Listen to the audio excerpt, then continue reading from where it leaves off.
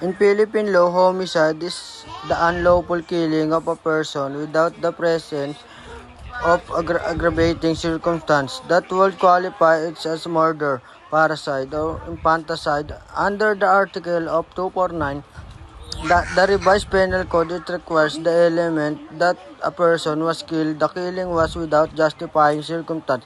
The accused had the intent to kill, and killing lacked the qualifying circumstance for a more serious offense.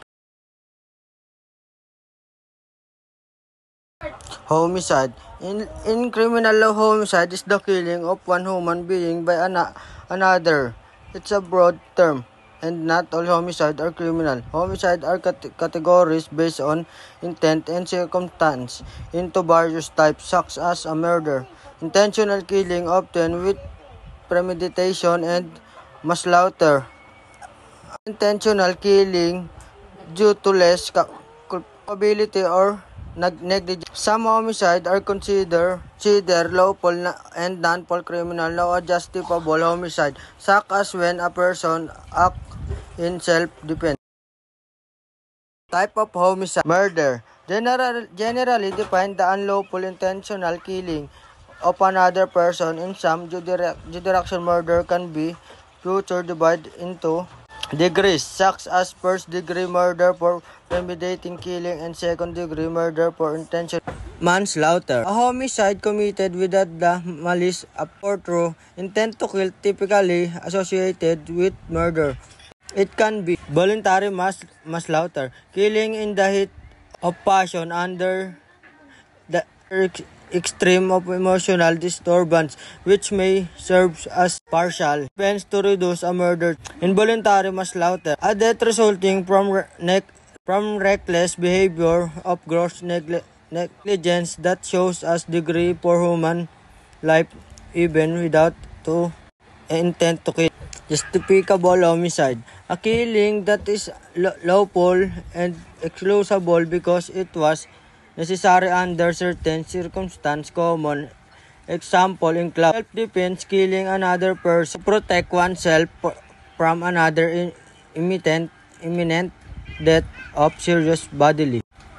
Law enforcement action, legitimate use of deadly force. Law enforcement officer in the line of duty. From Office for the National Statistics, crime have suffers the negative impact of the crime on individual society. While crime is often seen as a harm in its own rights, the negative impact related to any one incident will differ by the type of crime experienced as well as the perspective of the victim. This harmful include a wide range of outcomes for both individuals, such as financial loss and physical harm, and for communities and wider society, such as fear of crime and increased use of health and victim service. The Center of the Crime and Justice at the Office for the National Statistics published various data related to crime harm, well as the crime severity score. CSS data tool. The CSS data tool was developed to complement police record crime count data by providing a single value for crime severity measure over time and between geographical areas.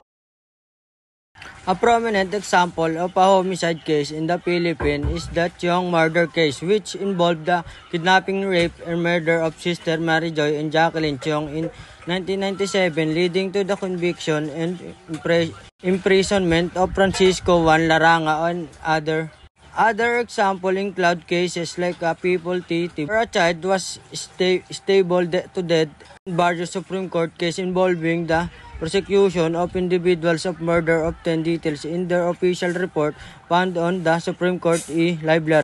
The Cheong murder case happened on July 16, 1997. Sister Mary Jo and Jacqueline Cheong were abducted, raped, and murdered in perpetrators Francisco Juan Laranga and several other individuals. Outcome: after being found guilty of kidnapping and serious illegal detention by the Regional Trial Court, Laranga and his co-accused appealed the decision to the Supreme Court, which upheld their conviction for the crimes and related to the Cheong sister death.